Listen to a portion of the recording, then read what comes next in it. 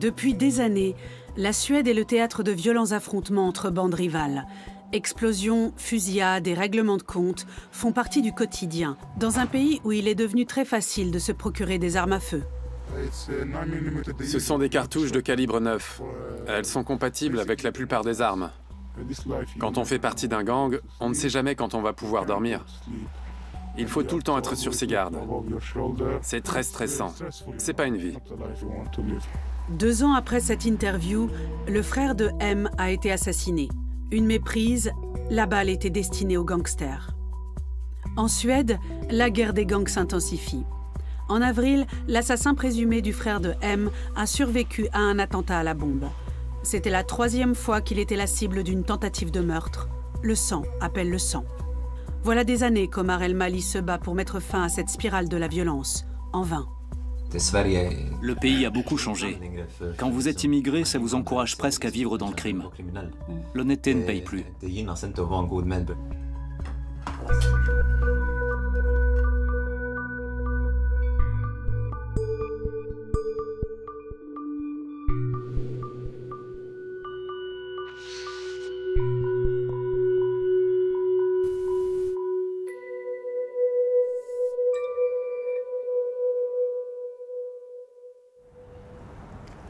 Lui-même fils d'immigrés libanais, Omar a fait des études de criminologie et de sociologie avant de travailler dans les services sociaux à Helsingborg, sa ville natale.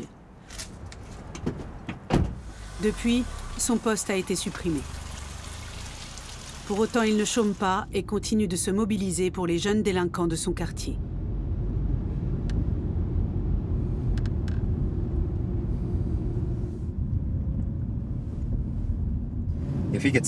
J'ai reçu un appel. Les jeunes m'appellent quand il se passe quelque chose. Pour eux, je suis une sorte de grand frère. Je les ai vus grandir et je connais leur famille. Alors ils me font confiance. Et c'est ce qui me permet de les aider. Omar se rend au point de rendez-vous du gang, où l'auteur de l'appel, un adolescent de 17 ans, l'attend avec ses anciens acolytes. Certains de ces jeunes ont déjà livré de la drogue ou des armes. En effet, les bandes recrutent des mineurs qui ne sont pas responsables sur le plan pénal pour faire leur sale besogne, jusqu'à tuer. Ça fait longtemps. Oui, j'étais en prison. En prison? Oui. Qu'est-ce qui s'est passé? J'ai été arrêté. Mais je n'ai rien fait. Je suis innocent. De quoi ils t'accusent? D'un meurtre. Z a été arrêté il y a 3 semaines dans le quartier d'Adolfsberg.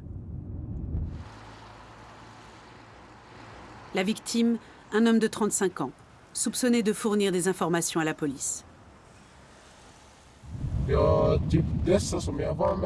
Les flics pensaient que c'était les types avec qui j'étais qui avaient fait le coup. Alors ils nous ont arrêtés. C'était un groupe d'intervention rapide.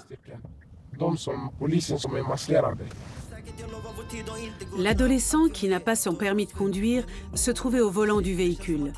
Il a tenté de prendre la fuite et a été rattrapé par les forces de l'ordre.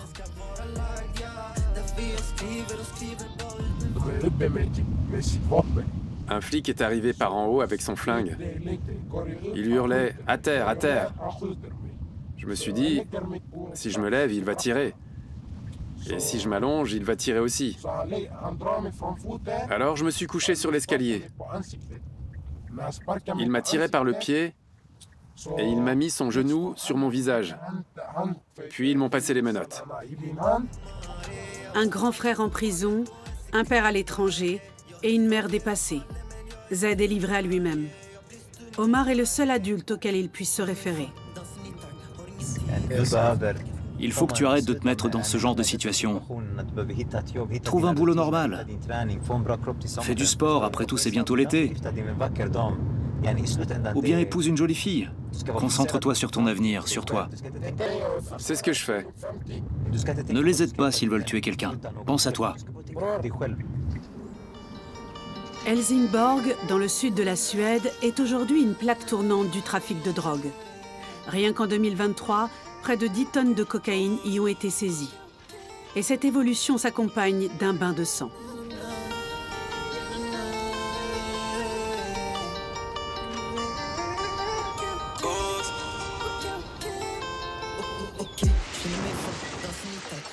« 15 kilos de dynamite explosent dans le jardin d'un rappeur à Stockholm. Une voiture saute à Helsingborg. Les auteurs de cet attentat, des jeunes de 16 et 19 ans, voulaient faire chanter un commerçant. Un adolescent de 16 ans fait irruption dans une salle de sport à Stockholm avec pour mission d'abattre un membre d'un gang rival. Il se trompe et tue un innocent. Le 9 avril 2024, un homme est ni plus ni moins exécuté en pleine rue à Helsingborg. Et ce ne sont là que quelques exemples parmi tant d'autres ces 2 dernières années. En Suède, le nombre de meurtres par arme à feu est de 4 pour 1 million d'habitants et ne cesse d'augmenter. Dans le reste de l'Europe, ce chiffre est de 1,6 et seule l'Albanie bat le triste record de l'État scandinave.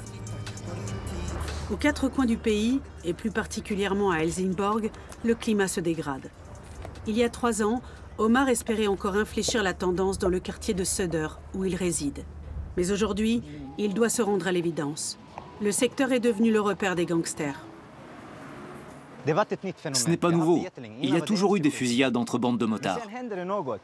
Mais là, c'est différent. La ségrégation a empiré. Beaucoup de gens se sont installés dans le quartier. La police parle de société parallèle. Mais on n'a rien fait pour enrayer le problème. On a laissé faire. De jeunes garçons qui ont encore toute la vie devant eux s'entretuent pour 500 ou 1000 couronnes, pour une histoire de drogue ou de dette qui n'a pas été remboursée. Il faut se rendre à l'évidence, il y a un vrai problème. Moi, je reste là, et s'ils viennent me voir, je les envoie balader. 3 ans après cette interview, la situation ne s'est pas améliorée. Aujourd'hui, je ne pourrais plus me balader comme ça dans le quartier.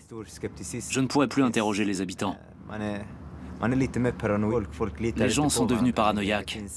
Ils se méfient les uns des autres. Les relations se sont dégradées. Pendant des années, j'ai essayé de faire changer les choses. Mais parfois, plus on en fait, plus on se met en danger. Et c'est exactement ce que je veux éviter. Je ne veux pas faire courir de risques à ma famille. Et je ne veux pas prendre de risques. Or, malheureusement, c'est souvent ce qui se passe.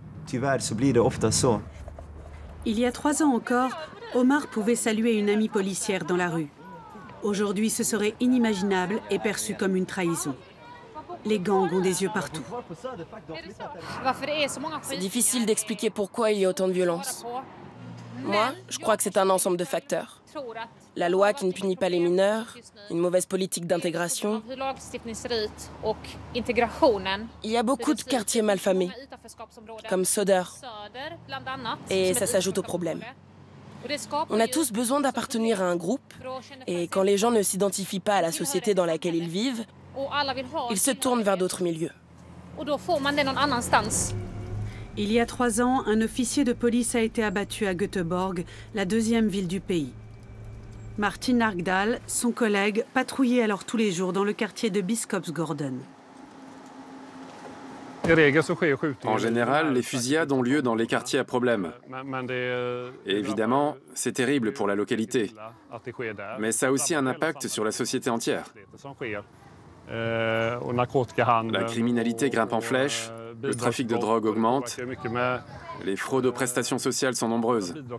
Ça influe sur l'ensemble de la population et sur la confiance en notre système.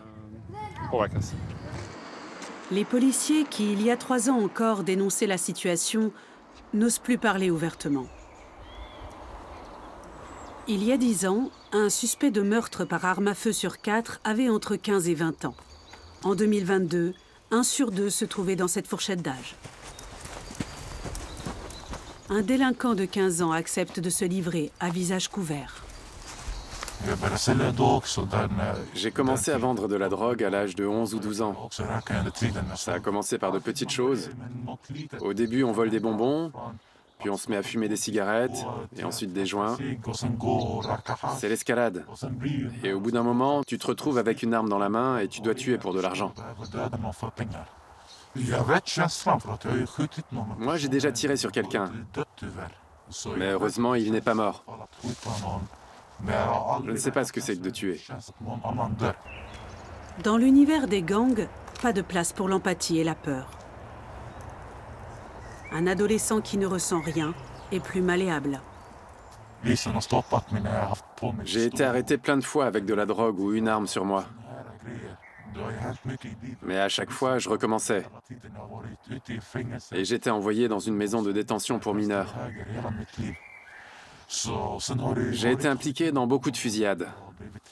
Je me suis fait tirer dessus et j'ai tiré sur d'autres personnes. La rue, ce n'est pas un jeu. Kumela, à environ 5 heures de voiture d'Helsingborg. C'est la plus grande prison de Suède, mais aussi la plus sécurisée. Ici, l'escalade de la violence est particulièrement flagrante.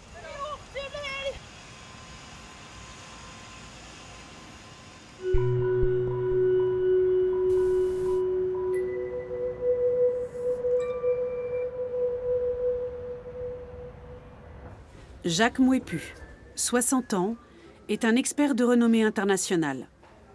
Le directeur pénitentiaire a inspecté et conseillé des maisons d'arrêt aux 4 coins du monde pour le compte de l'ONU. Pour lui, la prison est un lieu qui permet aux individus de changer. Comme chaque matin, le personnel carcéral se réunit pour faire le point sur la journée de la veille. Tous les besoins sont couverts et on a assez de personnel. Aujourd'hui, un détenu va réintégrer le service psychiatrique. On ne sait pas du tout dans quel état on va le trouver. Il a essayé de se suicider. On a mis un détenu à l'isolement parce qu'on a été informé qu'il risquait d'être agressé par ses co-détenus. L'alarme s'est déclenchée. On a dû repousser la promenade et un détenu s'est mis en colère parce qu'on refusait de le laisser sortir. Il y a encore des questions? Alors je vous souhaite une bonne journée. La maison d'arrêt, qui compte près de 800 fonctionnaires pour 720 détenus, est le plus grand employeur de Kumela. On sait ce qu'ils ont fait, on sait pourquoi ils sont là. Mais plus ils sont jeunes, plus la réinsertion a de chances de réussir. Je suis persuadé qu'on peut encore faire quelque chose pour eux. Si ce n'était pas le cas, je ne serais pas assis dans ce fauteuil. On est des thérapeutes. Notre rôle, c'est de les soigner, de leur donner espoir et de leur montrer qu'ils peuvent changer. En prison, les individus issus de l'immigration sont plus représentés que dans la société suédoise. Pour le directeur de l'établissement, il y a un lien direct entre la montée de la violence et l'échec de la politique d'intégration. C'est dû à une mauvaise intégration des immigrés, un sujet extrêmement complexe. Je suis moi-même un produit de l'immigration. À l'époque, les étrangers avaient beaucoup de mal à trouver du travail, et j'ai eu de la chance. À leur arrivée, beaucoup sont parachutés dans une banlieue déjà touchée par des problèmes de logement et d'emploi. Et ça ne fait qu'aggraver la situation. Autre conséquence de la vague de criminalité, des prisons surpeuplées. L'établissement de Kumela, initialement prévu pour loger 420 détenus, en accueille aujourd'hui près du double. Toutes les cellules individuelles sont occupées par 2 condamnés. On ne cesse de répéter que la Suède traverse une crise en matière de sécurité intérieure. Mais le système carcéral et les conseillers pénitentiaires d'insertion et de probation font bien leur travail, qu'il s'agisse de soins, d'emploi ou de sécurité. La situation est sous contrôle, je peux vous l'assurer. Chaque jour, Jacques Mouépu effectue sa tournée pour jauger l'état d'esprit général. Est-ce que beaucoup de détenus signalent des erreurs de tri? Parfois, il y a des demandes spécifiques, mais jamais de réclamation. Après le sport, ils ont trop de linge sale. Alors ils donnent leur t-shirt au personnel. Mais ça atterrit tout de même chez nous. Et on s'en occupe. Un tiers des détenus reviennent dans les 2 ans qui suivent leur libération. Mais Jacques Mouépu voit le verre à moitié plein. 70% ne récidivent pas, et cela grâce à son travail. C'est l'heure du jour fixe, son rendez-vous quotidien avec un groupe de détenus. Parmi les sujets abordés, les conditions de détention, l'accès aux installations sportives et à la formation, mais aussi la criminalité. Avant, tu ne pouvais pas être condamné à la perpétuité quand tu avais moins de 21 ans. Alors c'était ceux qui avaient entre 18 et 20 ans qui tuaient. Aujourd'hui, tu peux prendre perpète à 18 ans. Alors les gangs recrutent les 15-17 ans. On utilise toujours quelqu'un d'autre. C'est très simple. Quand on a plus de 21 ans, on fait appel à quelqu'un de plus jeune. Si vous avez 23 ou 24 ans, il suffit d'avoir des amis qui ont quelques années de moins. Des amis de nos frères. Les amis du frère d'un ami. C'est facile. Ils ont tous envie de faire leurs preuves. La guerre des gangs est un sujet récurrent en prison. Car c'est ce qui a mené un grand nombre de détenus ici. Le système de recrutement des bandes, ils le connaissent d'expérience. Il y a un effet d'entraînement. Il ne faut surtout pas avoir l'air faible. On veut montrer qu'on est dur, alors c'est la surenchère.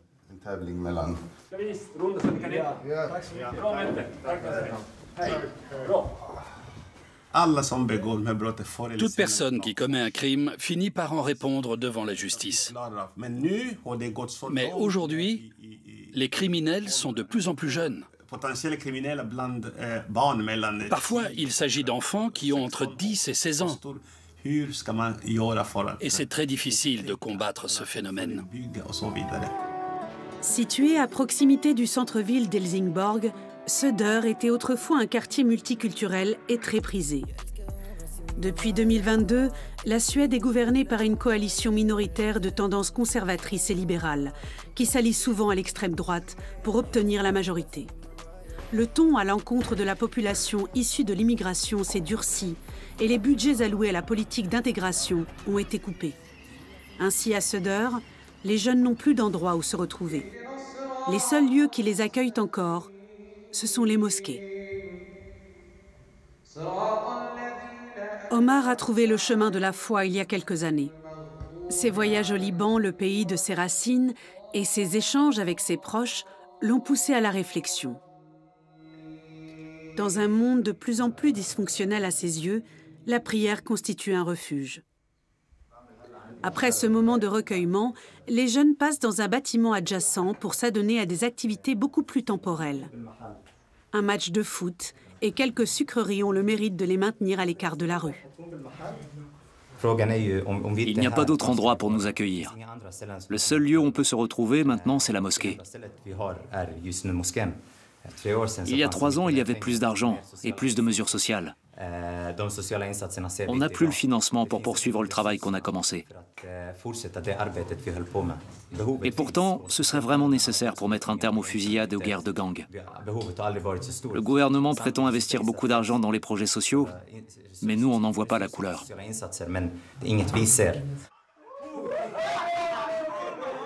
Le temps d'un match de foot, ils oublient la violence.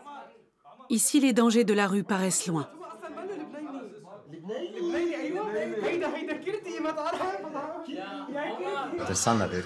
L'islam nous enseigne qu'il ne faut pas tuer, qu'il ne faut pas voler, et qu'il faut être une bonne personne. Ici, les jeunes obéissent à une force supérieure. Pas à la police, pas au pouvoir public, non. À un Dieu qu'ils craignent. Et ça leur évite de faire des bêtises.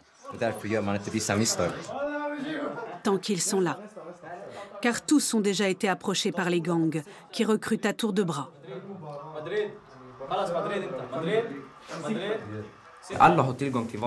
Tout le monde peut avoir accès à une arme. Tout le monde peut acheter un Glock 19, un AK-47 ou même un M16. C'est très facile. Il y a toujours beaucoup de criminalité. Mais la plupart des jeunes veulent trouver un travail sérieux. Ils veulent pouvoir se regarder dans un miroir. Ces derniers temps, il y a eu plusieurs fusillades. Des types se sont fait abattre, poignarder, tabasser. Et parfois, ceux qui commettent ces crimes ont à peine 12 ans. C'était le cas à Uppsala. Ce sont des gamins de moins de 15 ans qui ont tiré. Ici, chacun a des amis ou des proches qui font partie d'un gang. Difficile, voire quasiment impossible dans ces conditions, de garder ses distances. Et lorsque l'on franchit le pas de la grande criminalité, il est quasiment impossible de faire marche arrière. Cet adolescent de 15 ans n'est pas seulement dans le collimateur de la police, mais aussi des gangs. Je n'ai pas envie de faire tout ça. Si j'avais un projet, si on me proposait une porte de sortie, je la prendrais. Mais je ne pense pas à l'avenir, parce que je sais qu'un jour ou l'autre, je finirai dans un fossé ou en prison.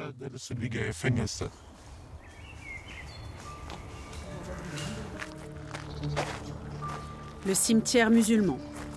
Omar s'y réfugie lorsqu'il a besoin de calme et de recueillement. Nombre de ses amis et de ses proches, victimes de la guerre des gangs, y sont enterrés. Younes et Lamin Haifi avaient à peine 22 et 26 ans lorsqu'ils ont été abattus. Leur meurtrier a été condamné à la perpétuité au début du mois de mai. C'est la tombe d'un ami d'enfance et de son frère. C'était quelqu'un de bien. Je ne sais pas exactement ce qui s'est passé. Mais il était jeune. Et c'était un bon gars. C'est un problème qui touche tout le monde, pas seulement les immigrés. Tous ceux qui vivent dans un quartier violent subissent la guerre des gangs.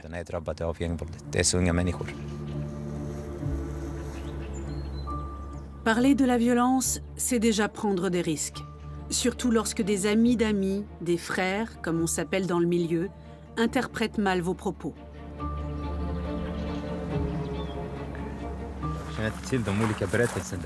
Je ne connais pas leur histoire à tous. Mais c'est une honte de voir autant de tombes, autant de jeunes assassinés.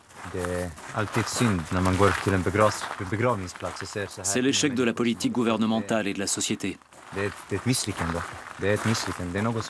C'est vraiment triste. Beaucoup de mes amis sont morts trop tôt. Esmail Hadi venait d'avoir 20 ans. Il a été l'un des premiers jeunes à être pris dans le rouleau compresseur de la guerre des bandes. Le jeune homme a cherché à jouer les médiateurs dans une querelle et l'a payé de sa vie.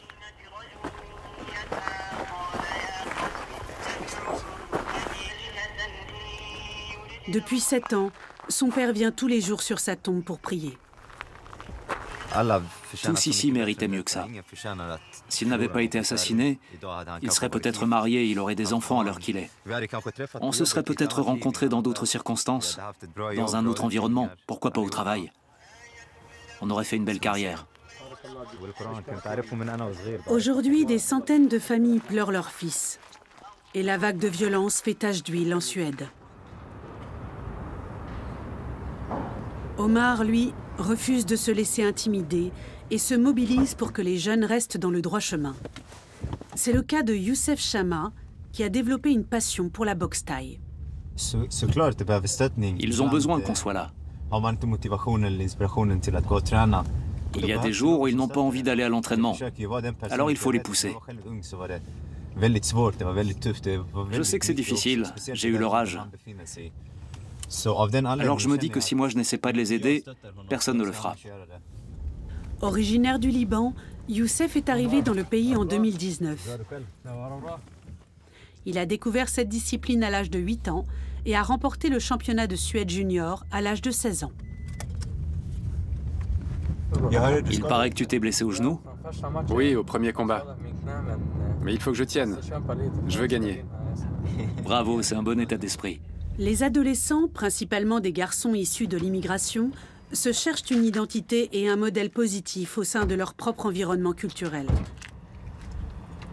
Contrairement à nombre de ses camarades qui ont succombé aux sirènes des rappeurs gangsta, Youssef a fait de la boxe un exutoire et s'entraîne tous les jours pour réaliser son rêve. Bien souvent, les jeunes qui pratiquent un sport de combat trouvent dans leur entraîneur la figure paternelle qui fait défaut à la maison. Ici, on peut se montrer violent, mais dans un cadre bien défini.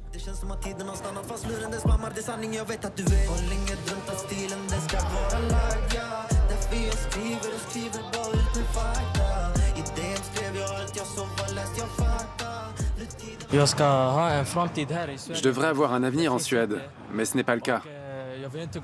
Et je ne veux pas tomber dans la criminalité. Il y a des types qui sont plus vieux que moi et qui essaient de me pousser à faire des choses illégales. Mais heureusement, Omar m'a présenté à Mustafa Abutaka, qui est champion du monde de boxe thaï et qui m'a pris sous son aile. Aujourd'hui, je suis champion de Suède et mon prochain objectif, ce sont les mondiaux. Mustafa Abutaka, dont la médaille est récente, entraîne ces jeunes bénévolement. Pour lui, ce n'est pas seulement à l'État de les aider à rester dans le droit chemin. Les parents ont aussi un rôle à jouer. Ce qui m'a sauvé, c'est que mon père s'est beaucoup occupé de moi. Il me surveillait. Il vérifiait que j'allais bien à l'entraînement et à l'école. Et c'est ce que tous les parents devraient faire. Parce que quand les enfants sont livrés à eux-mêmes et traînent dans la rue, ils tournent mal. En ce moment, j'entraîne une trentaine de jeunes. J'essaie d'aider comme je peux. Youssef continue de s'entraîner. Mais son rêve, combattre au niveau international, semble compromis pour l'instant. Car après avoir été sélectionné pour représenter l'équipe nationale, il n'est pas parvenu à obtenir son passeport suédois. Omar, lui, est né en Suède, ce qui lui confère d'office la nationalité suédoise. Et depuis 3 ans, toute la famille s'en réjouit. Depuis que je suis tout petit, maman m'apprend à dire que je suis suédois. Mais c'est vrai qu'on se retrouve dans des situations... Quand je suis arrivée en Suède, j'ai tout de suite eu la nationalité suédoise. Et on m'a toujours traitée comme une citoyenne de naissance. Alors je suis suédoise, et toi tu es né, tu as grandi ici, alors tu es suédois. Vous voyez, c'est ce que j'entends depuis toujours. Je suis suédois, et je me suis toujours senti suédois. Mais ces derniers temps, quand on écoute le discours de certaines personnalités politiques, ce n'est pas si évident que ça. Leurs propos sont si menaçants, si xénophobes, que j'ai parfois le sentiment d'être visé. Après tout, moi aussi je suis issu de l'immigration. Âgé de 27 ans, Omar vit toujours chez ses parents. Car malgré ses diplômes, il ne trouve pas d'emploi stable à Helsingborg.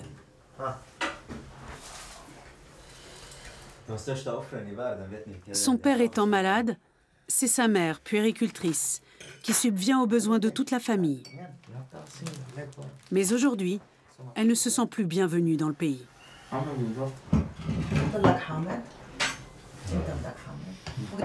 C'est à cause de la politique. Des hommes politiques. C'est ça. Ils essaient de faire croire aux Suédois que les immigrés sont dangereux, qu'on est tous des criminels. Et les gens commencent à les croire. Maintenant, ils n'osent plus nous dire bonjour. Ils n'osent plus venir chez nous. Avant, ce n'était pas comme ça. On était tous égaux. Mais ce n'est plus le cas. Aujourd'hui, on vous traite différemment si vous avez la peau foncée.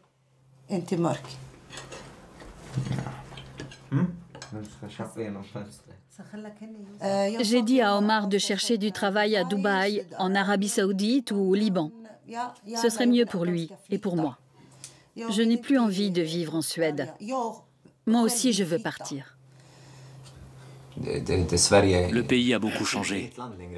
Quand vous êtes immigré, les dysfonctionnements du système vous encouragent presque à vivre dans le crime. L'honnêteté ne paye plus. Dans un pays souvent loué pour son progressisme, la montée de la violence et une politique gouvernementale xénophobe ont conduit à de dangereux amalgames. On a tendance à mettre les immigrés pour la plupart parfaitement intégrés dans le même sac que les gangs. Résultat, la société se cloisonne et l'État est de plus en plus impuissant.